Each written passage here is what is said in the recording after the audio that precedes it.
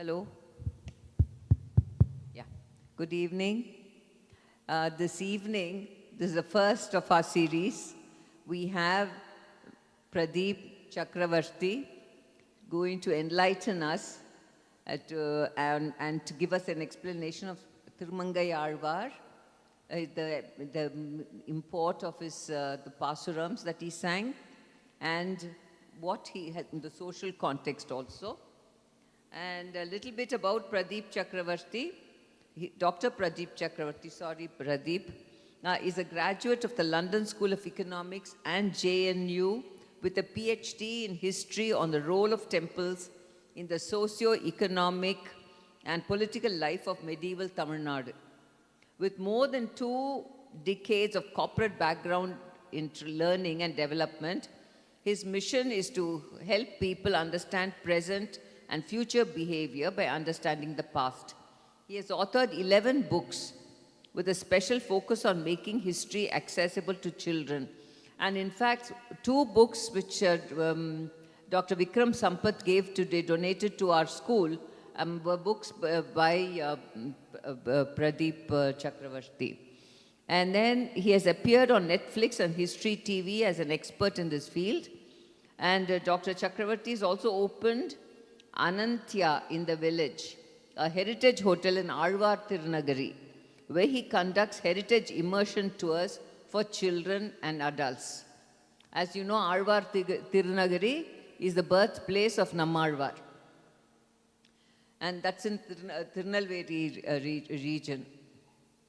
This evening, Dr. Chakravarthy will speak about Thirumangai Alwar, one of the 12 important saints of the Vaishnavite tradition.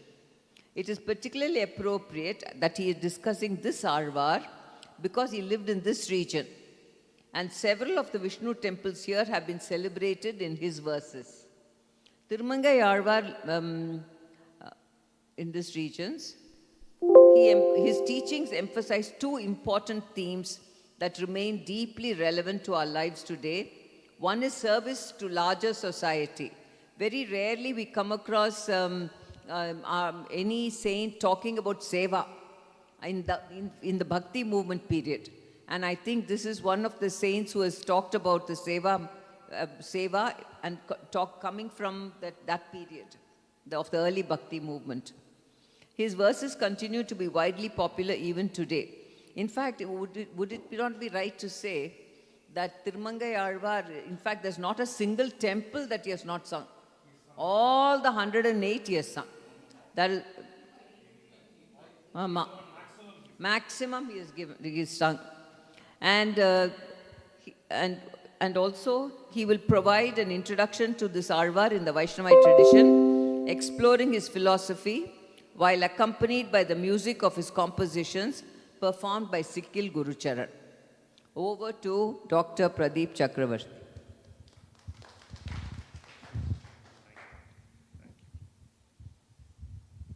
Namaskaram. Thank you very much for this opportunity.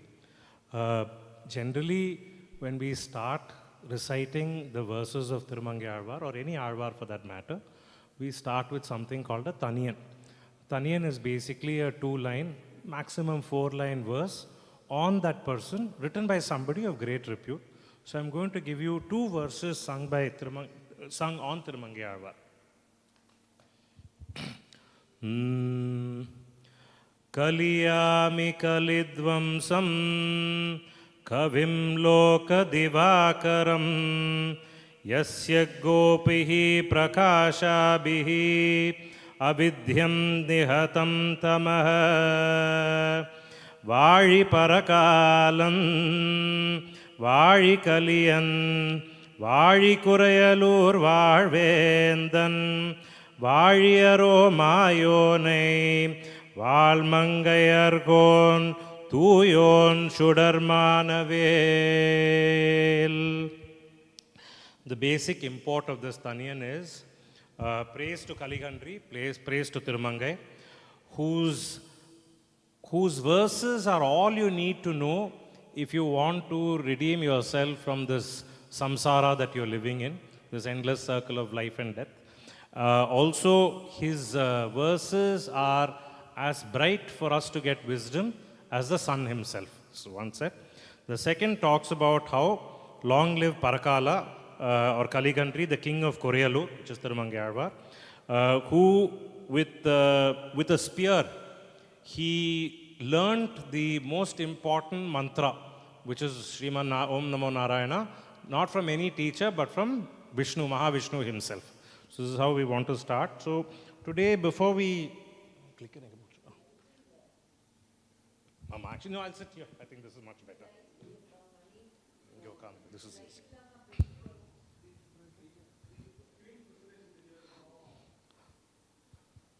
So this is usually the way Thirumangai Alwar is shown. He's always shown with a spear in his hand in Anjali Hasta. Today, before we understand the verses and the context of Thirumangai Alwar, we need to know a little bit about the story of the Alwars itself. So when we talk about the Alwars, here are all the 12 of them. Andal is the only lady Alwar. Thirumangai Alwar is there with a spear somewhere. And they've shown Srirangam in the middle because out of all the Alwars, 11 of them have sung about Srirangam. One Alwar did not sing about any deity of Vishnu. He only sang about Nammalvar. Thirumangai Alwar is the last Alwar and also the most prolific among all the Alwars. So before we understand a little bit of his philosophy, let's understand how these verses came to us first. So we have to traverse from Manjakudi all the way to Alwar Tirunagari, which is on the banks of the Tambraparni river. There's this very gnarled old tamarind tree. And even further from Alwar Tirunagari is a small village called Katumannar Koil. So sometime about the 10th century, there was somebody there called Nadamuni, which is an image of him at the bottom. Nadamuni was staying in Katumannar Koil, and one day there are a bunch of pilgrims who come there. And when they worship the Vishnu deity there, they sing 11 verses, and Nadamuni is absolutely entranced by it. Ara amude adiye nudalum ninbal anbaye neerai alaindu karaya urukku hindra nidumale Shirar Shennal Kavari Vishum Shenir Thirukudande Erar Kolam Tigadak Kedandai Kanden Enmane. This is how the verses start. These verses are on the Kumbakonam Sarangapani temple. So Nadamuni is absolutely entranced by these verses. And as each verse comes, he's really now burning with curiosity on who sung these verses because they sound so good. And in the last verse, he gets the clue. It says, Kayalgal Avariye Sharanaha Konda Kurugur Shadagopan Kuralil Maliyachonna or Ayiratul Ippathu. So he says that Kurugur Sadagopan of Kurugur has sung these verses, and this is only 10 out of 1,000. So now Nadamuni becomes his life's mission to find out the remaining 1,000. So he asks these pilgrims, and they say, look, we don't know, we only know this. But in these verses itself, there is a clue. So it's Tirukurugur Shadagopan. So go to Tirukurugur, maybe you'll find something. So Nadamuni from Katumannar Koil is Samenia Vridachalam. So from all the way there, he comes to Alwar Tirunagari, which could have taken quite a long time in those days. He comes to Alwar Tirunagari. Everybody has forgotten about this Kurugur Shadagopan. But they all tell him, there's another set of 11 verses on Kurugur Shadagopan. Why don't you learn that? And everybody said that, this tree had something to do with this Kurugur Shadagopan. So maybe these 11 verses on him, you say it next to the tree, something might happen. So Nadamuni says, okay, let's do it. And he sits under this tamarind tree. Some people say he did it for 12,000 times. Some people say 14,000 times. But anyway, it was a large number. And when he finished the last recitation, all the 4,000 verses of the Alwars on Vishnu reveal themselves to him.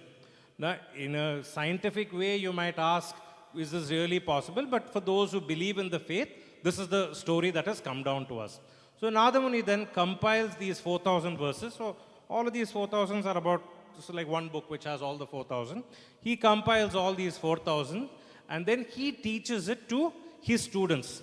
And he teaches it to be performed with music, dance, and a little bit of drama. And he institutes this performing tradition called the Ariyar Seva. Today it's a great shame that there were many, many Vishnu temples with Ariyar Seva. Today Srirangam has it, Srivilliputtur has it, Alwar Tirunagari has it. We've lost the tradition in the other temples. Even in these temples, they don't do all the verses. They only do very, very few verses. And I strongly encourage, if you're somewhere in these temples in the month of mid-December to mid-Jan, It's definitely worth going and seeing it in the temple when they do it for the deity. But that's for another talk. So that is how these verses are found. Thirumangai Alwar is one of them. And today, these verses are very much alive. There is no Vishnu temple where worship happens without these verses being recited. And most of these are known by all of us at home and recited at home as well. So, and these verses talk about 106 different temples in India. Many of them are actually in this region. They have all been sung about these by these 11 Alvars. 107 and 108 are in heaven. So the wish for most Tamil Vishnu worshippers is at some point of time they visit all these temples. And one person who really encouraged this temple traveling is Thirumangai Alwar. Because out of all the Alvars, he is the one who sung of 86 out of the 108 temples. And I think I'm glad I'm doing this talk after having, all of us listen to Vikram's talk in the morning. Because whatever he said about this overall Bharatiya image is actually what Thirumangai Alwar is also promoting in his own way. And we'll come back to that a little later. So this is how the sacred book looks like. It's called the Nalayara Divya Prabandham. There are 4,000 verses, all of them in Tamil, all of them on Vishnu. Only one set of verses in the end is not dedicated to Vishnu. It's on Ramanuja, which is added much later to make that count even 4,000. And there are many English translations available. Musicians sing them in concerts. Dancers perform them. So they're very much a living text even today. And for those of you who want to go through it in a little bit more detail, Sri Ram Bharati has an excellent translation. There are many other translations available as well. So now that we've understood the Alvars, how these verses came to us, let's understand a little bit more about Thirumangai himself. So there are, in his verses itself, Thirumangai Alwar gives us many clues to who he was. So he calls himself Vendan of Mangai. And he says he also had a veil in his hand, or he was part of the Ali Nadu. So this Vendan would be somewhere where Sirgari is today, is this Thirumangai is that region. And Ali Nadu is like our Taluk today. So it must have been a little larger than Mailadurai, maybe all the way till Kumbakonam in the 8th century. In many of his verses, he calls himself Parakalan. Parakalan, Kala is time.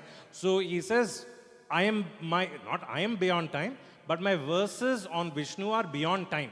So forever they are relevant, and very soon when we listen to some of his verses, you will see how they are very relevant for us today as well.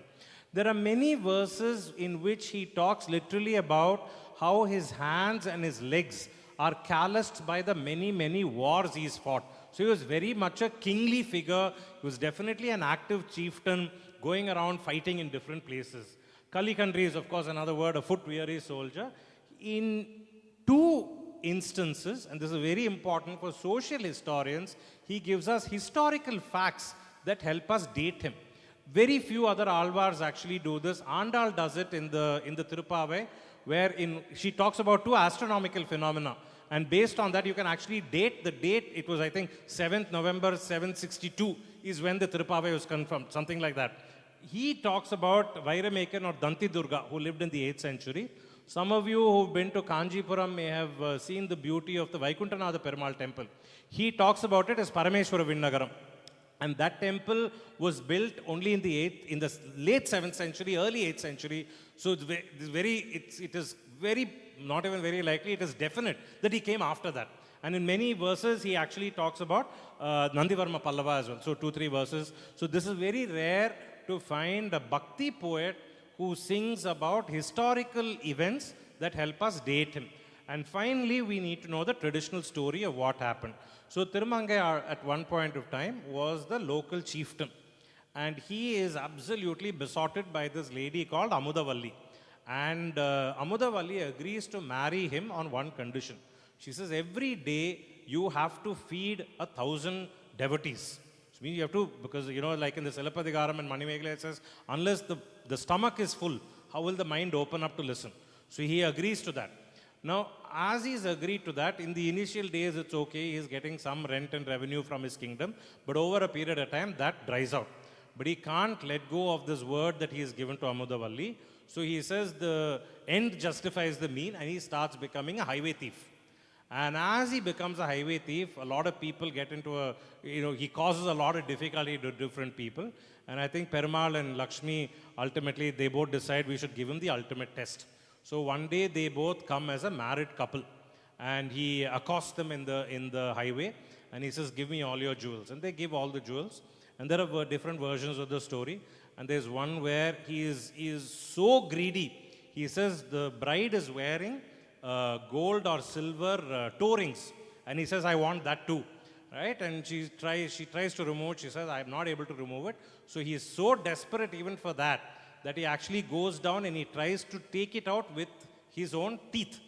Now, this becomes a great act of devotion because in that he does the ultimate purpose of every Vaishnava, which is complete surrender, not just to Vishnu, but to Tayar or Lakshmi. For us, that is more important than Vishnu because Lakshmi, as a good mother, will always plead for the welfare of the children. Father might be this way, that way, a little angry. Mother will never be angry. So when we prostrate and surrender to Lakshmi, automatically we will get the blessings of Vishnu as well.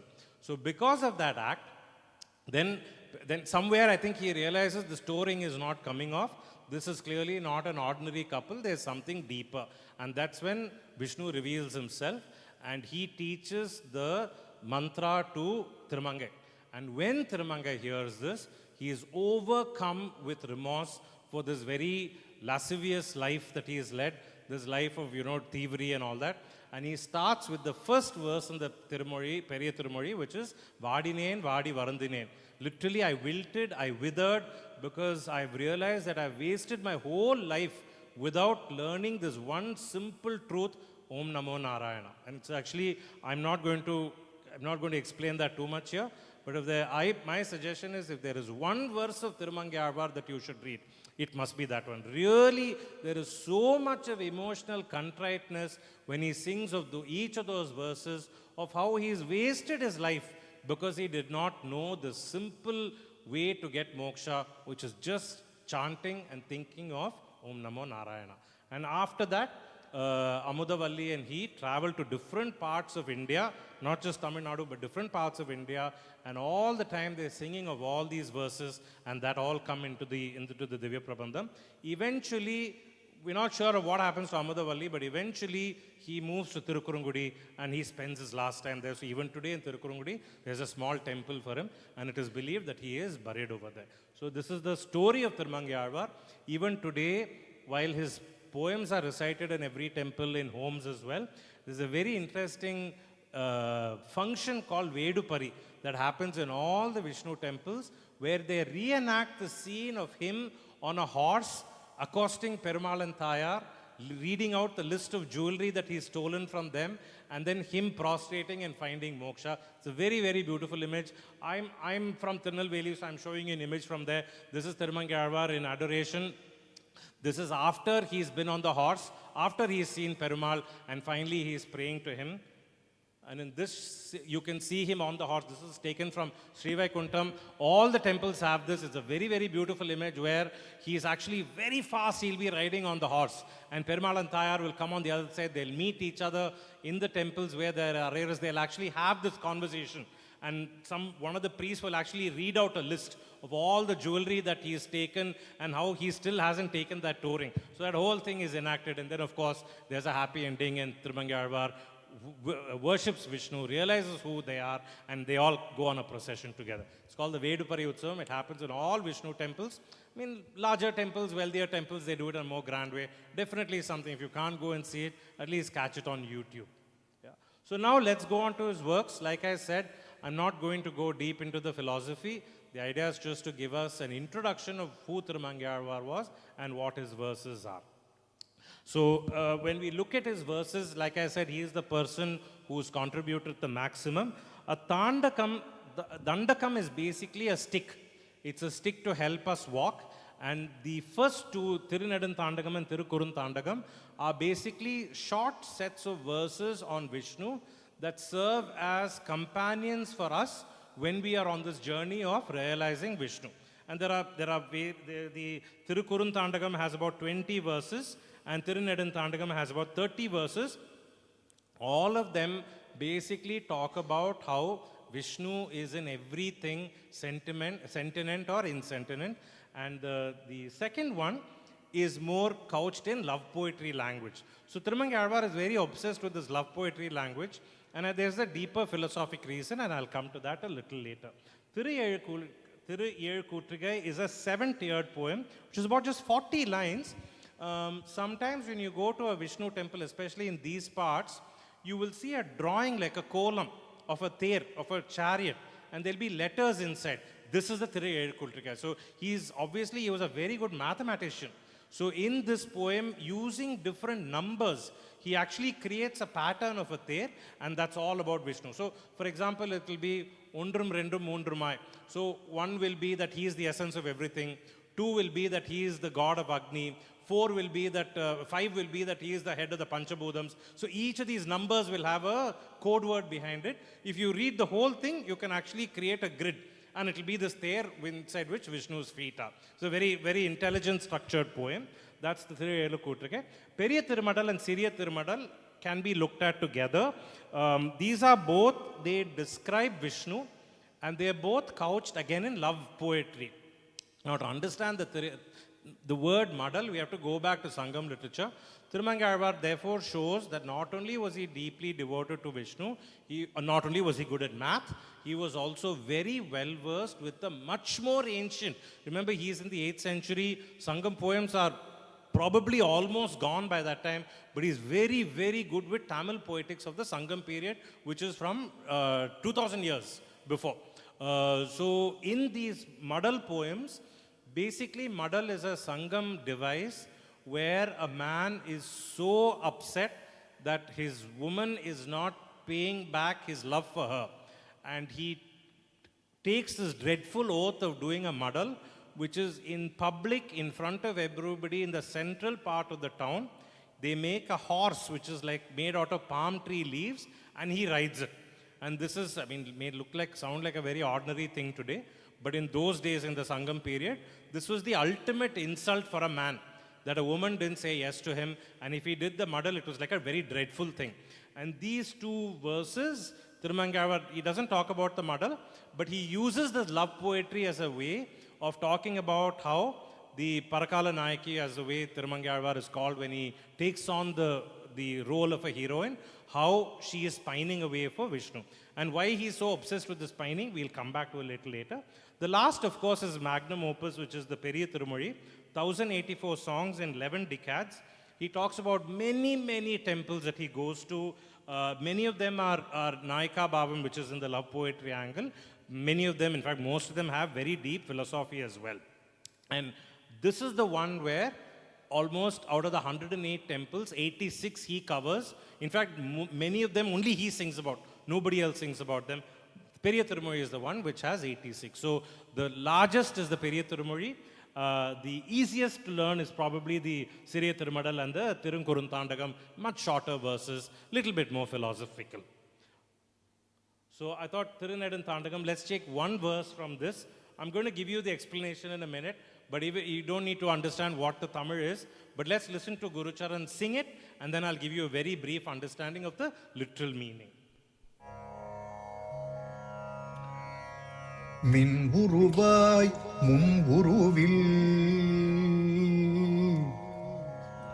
Min uruvai mun uruvil Vedam நான்காய் விளக்கொளியாய் முளைத்த எழுந்த திங்கள் தானாய் பின் உருவாய் முன் உருவில் பிணிமூப்பில்லா பிறப்பிலியாய் பின் உருவாய் முன் உருவில் பிணிமூப்பில்லா பிறப்பிலியாய் இருப்பதற்கே எண்ணாது எண்ணும் பொன் உருவாய் மணி உருவில் பொன் உருவாய் மணி உருவில் பூதமைந்தாய் புனல் உருவாய் பொன் உருவாய் மணி உருவில் பூதமைந்துமாய் புனல் உருவாய் அனல் உருவில் திகழும் சோதி தன் உருவாய் என் உருவில் அனல் உருவில் திகழும் சோதி தன் உருவாய் என் உருவில் நின்ற எந்தை தளிர்ப்புறையும் திருவடி என் தலைமேலவே அனல் உருவில் திகழும் சோதி தன் உருவாய் என் உருவில் நின்ற எந்தை தளிர்ப்புறையும் திருவடி என் தலைமேலவே திருவடி என் தலைமேலவே திருவடி என் தலைமேலவே.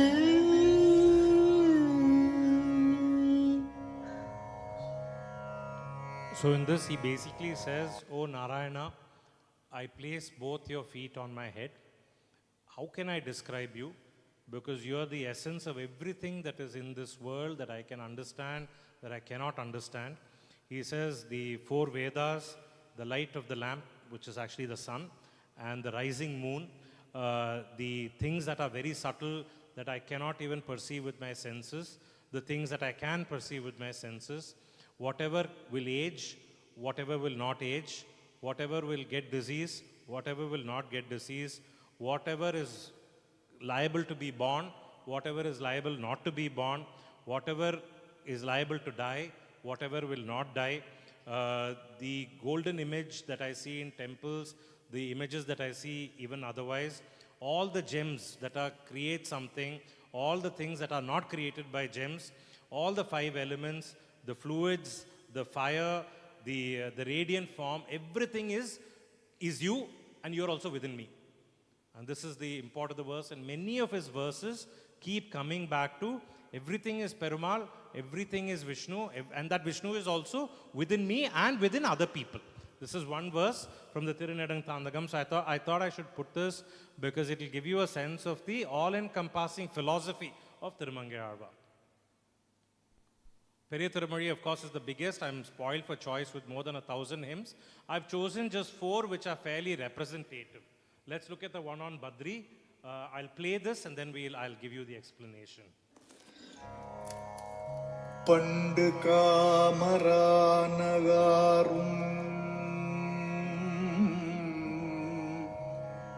பாவையர் வாயமுதும்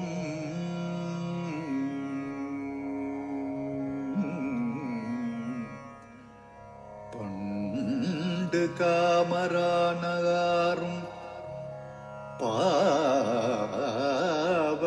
வாயமுதும் உண்ட ஆறும் வாழ்ந்தகாரும்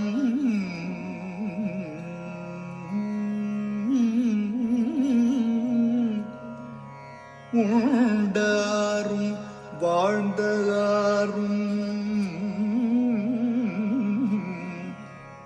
ஒக்க உரைத்திருமீ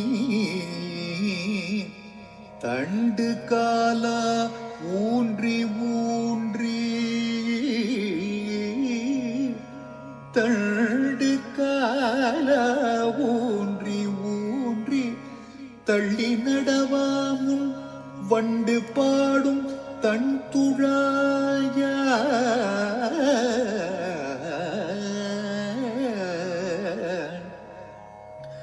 வண்டு பாடும் தன் துழாய வதறி வணங்குதுமே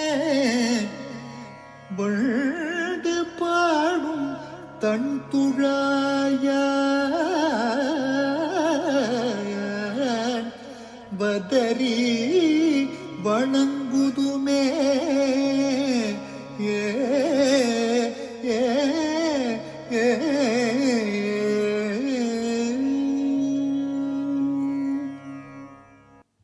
So in this one, he is giving advice to old people. He says, before you start recalling with nostalgia all your bright young days, all your love life when you were a young person, and he's a king, no? So this love life will come quite often. And before you talk about all your romances, and the thing is, he says, you won't even talk about them. You will communicate them only through coughs and groans and moans in your body.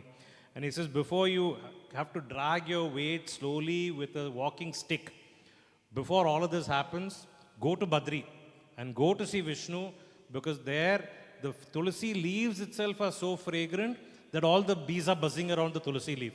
No flowers, but only tulsi leaves. So Thirumangai Alwar and this is a good opportunity to say this, he's really obsessed with traveling all around the place.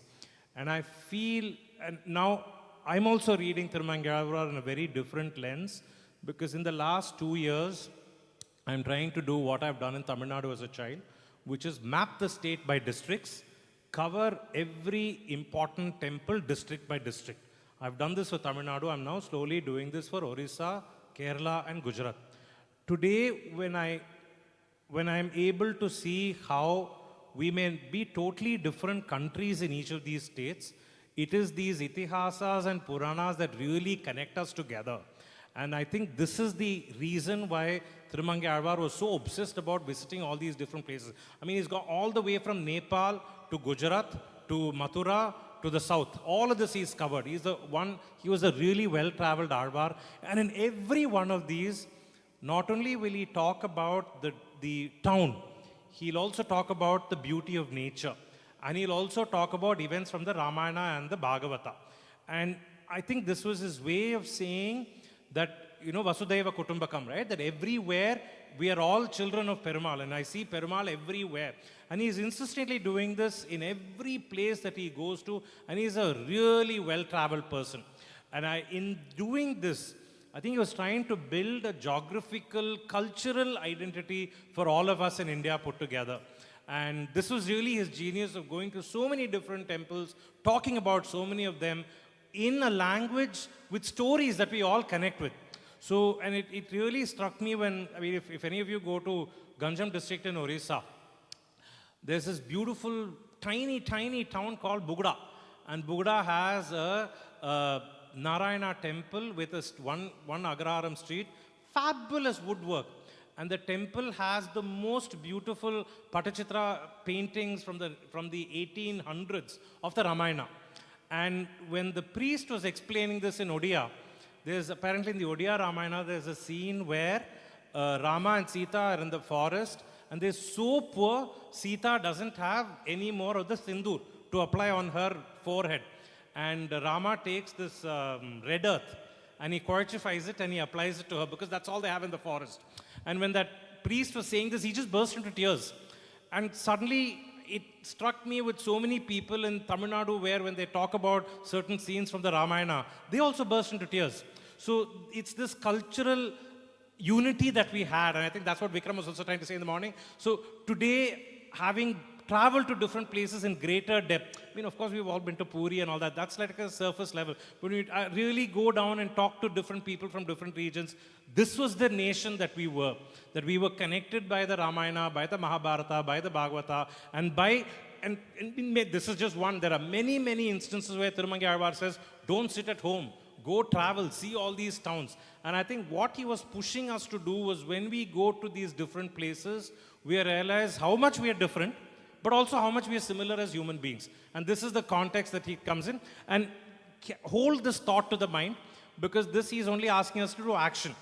Very connected, he asks us to think in a different way as well, and I'll come to that in one of the next pastorums. So this is very representative of the many, many shrines that he travels, and in all of these shrines, he keeps saying, Ramayana and the Bhagavata happened everywhere. So in a way, also he's saying every place is sacred by itself. It's not that Rama lived only in Ayodhya. It happened in this temple also. Therefore, this is just as sacred. So everywhere he keeps saying how we are all connected and how every place in this Bharatavarsha is sacred space. This I've got to do Tiruvali because that was where he came from. தாராயதன் துளவ வண்டு பொழுத வரை மார்பன்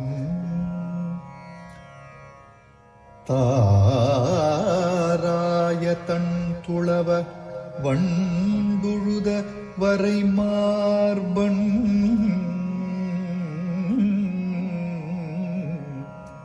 போரானை கொம்பு ஒசித்த புட்பாகன்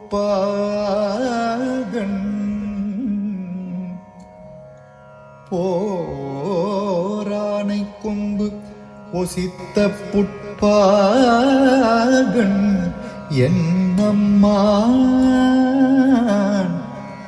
என்னம்மான் தேராரும் நெடுவீதி திருவாலி நகர் ஆளும்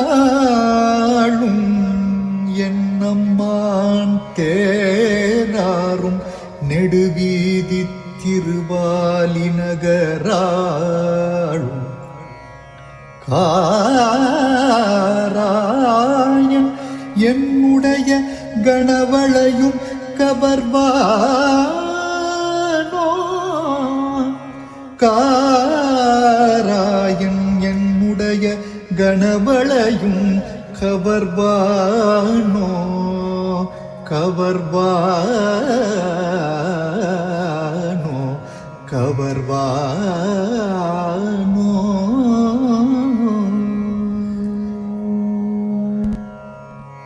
So here, Parakala Nayaki, who's the form of Thirumangai when he speaks in the voice of a lady, she says, "What have you done to me, Lord of Tiruvali? I am afflicted by this pasalai noi because of my love for you that is being unrequited. I am losing so much of weight that all the bangles are falling away from my hand." This is a very old Sangam metaphor again. And he describes Tiruvali. He says, "You're the one who gave Gajendra moksha. You're the one who's in Tiruvali where you wear a cool tulsi garland over your mountain-like chest, where all the bumblebees dig into the flowers of the tulsi of your garland. And you are the one who rules Tiruvali, which has streets wide enough for chariots." So generally, I think we have to read between the lines of why Thirumangai Alwar was so obsessed with this love poetry. One was maybe because he was a king and he lived that life before he changed. But the other, I think, is also because one of the general principles of Vaishnavism is that all of us, regardless of our gender, we are all Jivatmas who are searching for that connection. And the only true Purusha is Mahavishnu. This is only one part, right? Now, where is this Mahavishnu? Thirumangai Alwar has a very, very clear opinion about it. I'll come back to that later. So, in all of these verses, basically, him and many others, they keep emphasizing that it's very natural for us to feel a sense of connection with other human beings. It's a very basic need. So, he's now, in these verses, he's only building the attitude. And then in the other verses, he talks about behavior as well. So in many of these verses, when he is singing about the Nayaka Bhava, what he's really saying is, you have to see Vishnu within yourselves, which means improve your own self-respect, but also see Vishnu within everybody else. And it's only very natural for us to want to be together. And if you look at all our realized souls, they could have all got this wisdom and they would have sat quietly and meditated. But they all came out and wanted to talk about it to others to make our lives easy also. And I think that's the essence that he's saying, that even the ultimate sannyasis or the renunciates, even they wanted to contribute for the lives of the betterment of others. And that's the point that he's making. So he's saying it's okay for us to want to be with other people, and in fact it's healthier for us if we want to do good for the larger community.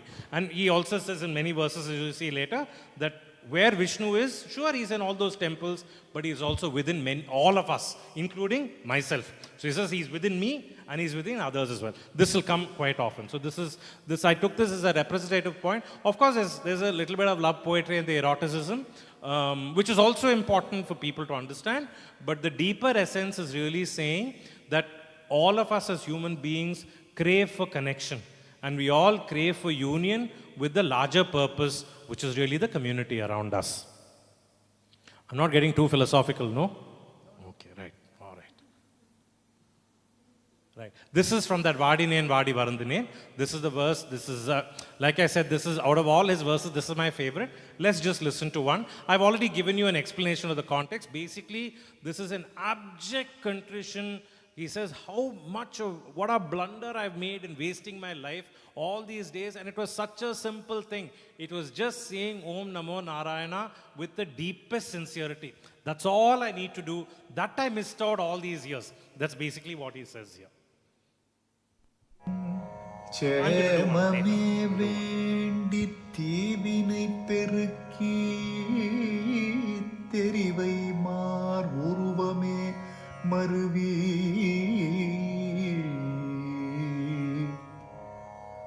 சேமமே வேண்டி தீவினை பெருக்கி தெரிவை மார் உருவமே மருவி மருவி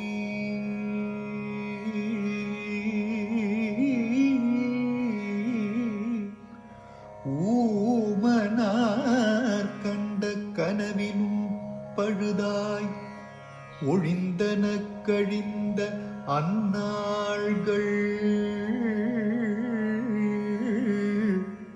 காமனார் தாதை நம்முடைய அடிகள் தம்மடைந்த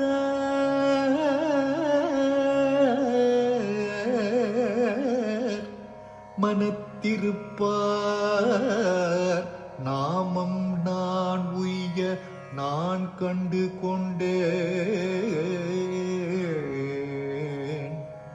நாமம் நான் கண்டு கொண்டேன் நாராயணா நாராயணா நாராயணா என்னும் நாமம்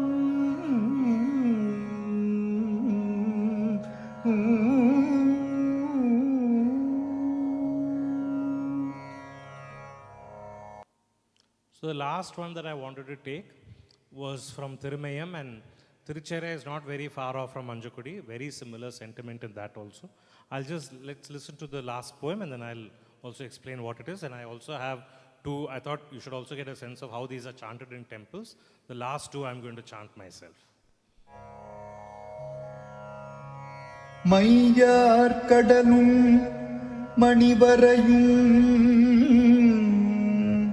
மாமுகிலும்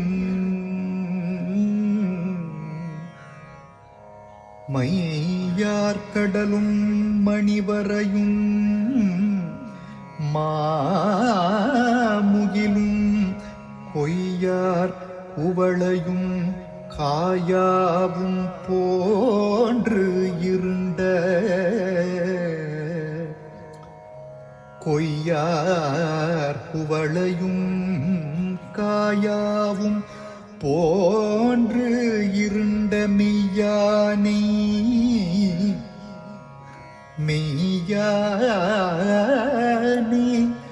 மெய்ய மலையானை மெய்யானை மெய்யமலையானி சங்கு ஏந்தும் கையானி கைத்தொழ கையல்ல கண்டாமே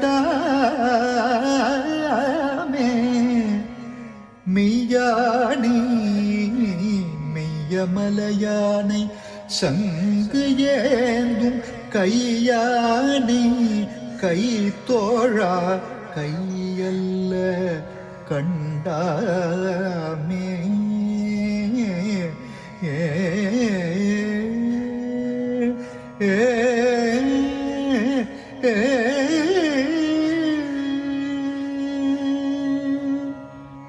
So in this one, he is singing about Thirumayam, which is in Pudukkottai district, where he says, those who don't worship him with their hands together, they have no use for their hands. And in not too far off from here is Tiruchere, where he says, those who don't do good for people who are devoted to him, they're useless. And in many of these verses, he talks about how the primary job, in a way, of devotees of Vishnu is to do service for those who serve him. Many of these verses, very without any confusion, he says, Nara Seva, Narayana Seva. I think if you have to get me to condense it, in many verses he talks about how, yes, Vishnu is in Archa form in all these temples, but he's very much in Antaryami within me and within everybody else. And I think this push for doing good for others, and this whole answering this question of where is Vishnu, not just in the temples but within each of us, makes him a very, very relevant person for our lives, and certainly for the Dayananda Swami trust that has got us together, because this is a real, aim for seva, right? And this is really the seva that he talks about. In many, many places, he talks about do good for others. Vishnu is within other people. Vishnu is, of course, he's within all the things that you can describe and can't describe, within me as well, within you as well, but within everybody else as well. This is the philosophy that you get. So I thought I just wanted to kind of summarize his philosophy. We've heard a story of how he accosted Perumalan Thayar, which is the Vedupari Utsavam that still happens. Out of his 5 works, the Periya Tirumozhi is the largest, about 1085 pasurams, 86 different temples. He's the maximum in the Divya Prabandham. His is the maximum works. If I wanted to summarize the 4 key points of his philosophy, I think it'll be this: very, very intensely personal. I think not just Vardinayan, but in many of the other verses, he says, what a waste of life that I've done in not knowing my path to moksha was just a simple 8-syllable word. Very deeply personal, very, very contrite about it. Very much centered around a very deep bhakti. And in many verses, he uses Tamil language to contrast between what a terrible, violent life he led before and how much he's changed. So in the same, using the felicity of words, he does that a lot.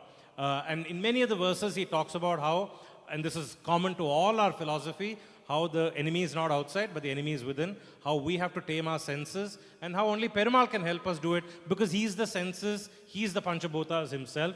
And finally, like I said many times before, that he sees Sriman Narayana within me, within everybody else, and within everything else as well.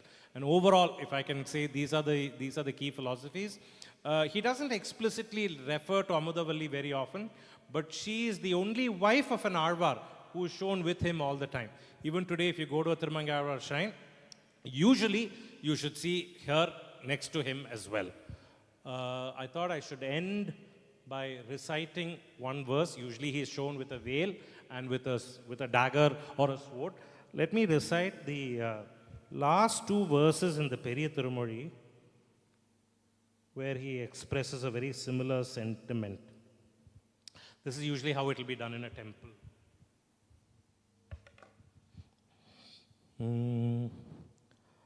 Nanda Naragathu Azhunda Vahenalum Endai Tondaraanavarku Innarul Seivai Chandoga Thalaivane Tamarai Kanna Ando Adiyer Karulai Unnarule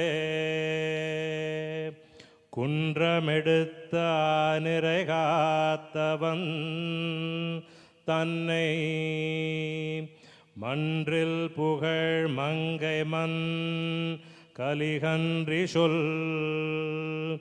ஒன்று நின்ற 9 வல்லவர் தம்மேல் என்றும் வினையாயின சாரக்கில்லாவே. The meaning in this is, O Perumale, you are the Lord of the Chandayoga Upanishad. You are the master. You have the lotus eyes, O Krishna. Pray, show me a way to escape from the samsara sagara. This garland of 10 songs by the famous King Thirumangai of Kaligandri is in praise of the Lord who lifted the mountain to save the cows, and who will lift the mountain for us also. And whoever sings of these verses and keeps Vishnu in his heart will never be able to accumulate bad karma. And with those words of prayer, I thank Sheila Aunty for giving me this chance. Thank you very much.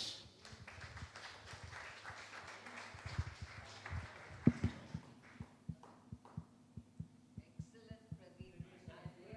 I'm just so impressed with your knowledge, the way you're presenting, your voice, and the way you sang it. And I think the whole presentation, it is a bit, what shall I say? Sometimes it can be, you can't understand this Tamil and all that. So I think it has been beautifully done. Thank you very, very much. I hope.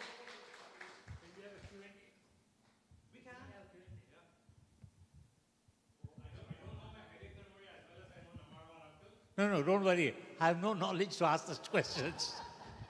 Mine is more basic. First of all, I admire your voice. God has given you a wonderful voice. What a deep voice it was. My uncle had a voice like that. Sometimes I wish I had this kind of voices, and you can sing wonderfully. Okay. I want to ask you only one thing. This may be a stupid question for knowledgeable people. These Alwars, they are given the title Alwars by whom? Because they wouldn't have called themselves as Alwars. So who decided these are the 12 Alwars? Because so many people would have sung in praise of Lord.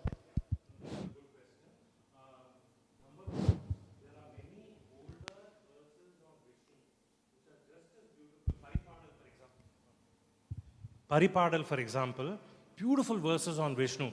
They don't come in the Divya Prabandham, unfortunately. Even these stories of how this happened. By the way, Thirumangai Alwar lived in the 8th century. Must have been our last Alwar. Nadamuni compiled everything. It was revealed to him in the 10th century. So even between 8th and 10th century, we lost all the verses. We didn't even know many of them. The stories of the Alwars and the commentaries came much later in the Ayarappadi, Guru Parambar Prabhavam, Nalayarappadi. So they were all like 1,000 lines explanation, 4,000 lines. They were the people who gave them the word Alvars. Yeah. Avada, the compiled panni, this 108 Divya Desams list, all of this, is my understanding. Sorry, you have a point of view. No, just one more question. One of the pastors, Thirumangai, talks about Narayana as an Ramam as the sacred. Oh, maybe I should recite that one also. Maybe I'll do that. He's saying Narayana and Ramana is most sacred truth I've learned. It's the same as what Ramanuja also had the same kind of expression, no? Yeah.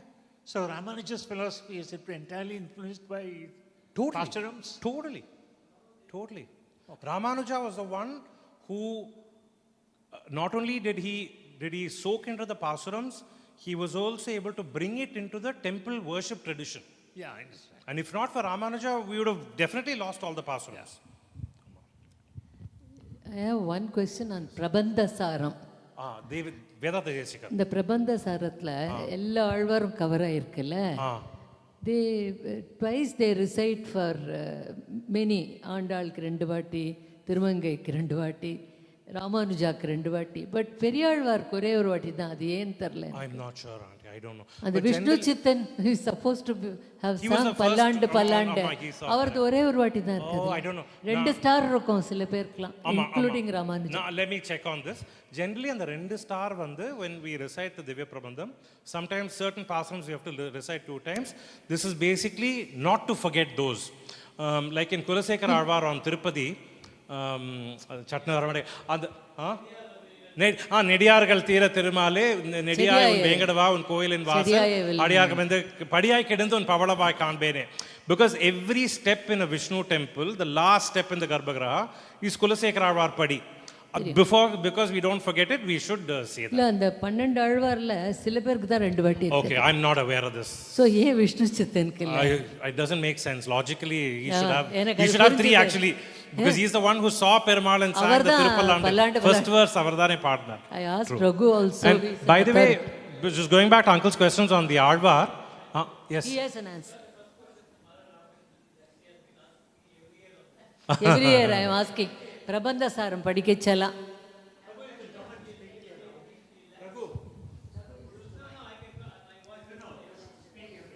Yeah. No. You see, ஒரு ஆழ்வாருக்கு ஒருத்தருக்கு இஷ்டம். For example எனக்கு திருமங்கை ஆழ்வார் பிடிக்கும். நம்மாழ்வாரோட திருமங்கை ஆழ்வார் எனக்கு ரொம்ப பிடிக்கும். ஏன்னா அது லைஃப் ஆஃப் ரிக்ரெட் அதெல்லாம் திருவிழுநகர் பாசனம் அவருடைய கேட்டிங்க வச்சுங்க அவ்வளோ அழுக வரும்.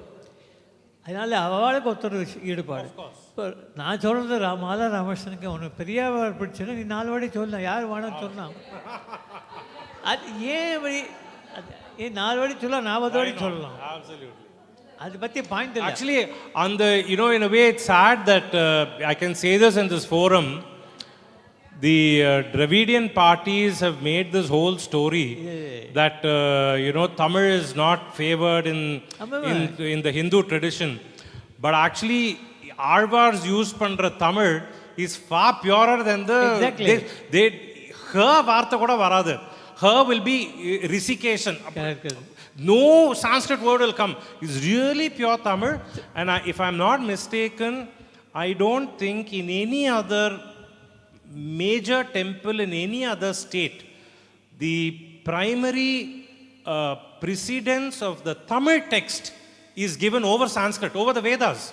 Yeah. Today also in a Vishnu temple procession, the people who recite the Divya Prabandham go in the front. Correct. The people who recite the Vedas go in the back, which is totally opposite from the Indian tradition of primacy of the Vedas. Because in what we believe is, all the Divya Prabandham, the Alwar say, we have seen God. This is where He is. We've seen Him. Like Thirumangai, we see here. But in the Vedas, we are only infer of God. We don't actually, no Veda talks about, I have seen God. It is only, you are there. I know you're there because the nature is there. And nature and you are same. So, that kind of a language. So we've really patronized Tamil. It's a shame that Dravidian parties talk about service to Tamil, very conveniently forgetting both Divya Prabandham and Thevaram. Our literature for Tamil is so rooted with our Shaiva and Vaishnava tradition. That's the way it is. Yes. I have a very humble question. I loved the way you recite the Pasurams. It sounded like Samavedam. It is different from the way the Vaidikal do Prabandham when they are following the temple. What kind of a pun it is? What is the kind of a cadence which you follow? This is different from anything I've heard. I love Prabandham. It's beautifully set in music. I've heard it in concerts. I've heard it behind temple and all. But the way you said it today, in that slow tempo, with that cadence, it didn't sound like anything I've heard before. It's more like Samavedam. Is this the way it was recited earlier? Can you explain this, please? So there is no doubt that just like the Thevaram hymns, all the Prabandhams were sung. There's no doubt about it. Yeah? But we've lost the puns, which is the old equivalent of the ragas. When these verses were revealed to Nadamuni, he only split it into Isaipa and Iyarpa. Periya Tirumazhi and everything is Isaipa, so it's meant to be sung. He put ragams for it, that also we've lost. We don't remember. Aryars also recite it now. Fortunately, the Thevaram of the Shaivas, they have still kept the puns. So it's a dilemma that all of us face in a way in organizations or at home. You have a sacred piece of knowledge, okay, or something very vital that you want to preserve. Now, if you want it to be really pure, you have to restrict it with the number of people who learn it. Because if you disseminate it, then there'll be dilution, okay? So the Thevaram people stuck to the purity. Only the Oduvars learned how to sing those songs. Ramanuja said, if I do that, right, it will not reach the masses. If all the Alvars are talking about God is within everybody, we have to propagate it. So when Ramanuja says we have to propagate it, everybody doesn't have that ear for music. So he said, let's skip the music. We leave that to the Aryars, but everybody can recite it in a cadence. The tragedy today is that everybody is in a hurry to do it fast. Actually, it should be said slowly like this. And even today in a Vishnu temple, if you go, the last 3 verses, when Vishnu, Perumal comes back inside with the Vahana, they will say it slowly. That'll be very nice to hear. But my own introduction to this was Mylapur Srinivas Manal Koil. I went once and they were at one mess it sounded. And then I said, gosh, this can't be Tamil that I learnt in school. And my parents didn't tell me too much about it. I came home, the other book was a book that my grandfather had funded. And that book was actually sitting in an old disused lavatory at home. I picked it up and then when I opened on one page, the Tamil was so beautiful. And I realized it's because they were rushing through it. Where did you get that from? When you learn it slowly. No, it's when you learn it, there's a general convention that when you learn it like that. Yeah. That's the tragedy. When you learn it, you are taught it slowly. In fact, you are emphasized to learn one word repeated 3 times, 4 times. In the passage of time, they rush it. Maybe, do you want me to do that that first verse? Do we have time? Do you want me to do that? It's just a very short one.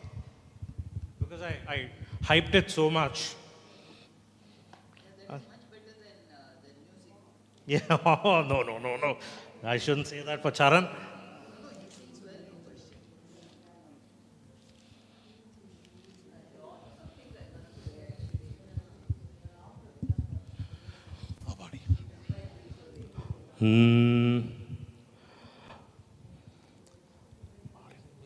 வாடினேன் வாடி வருந்தினேன் மனத்தால் வாடினேன்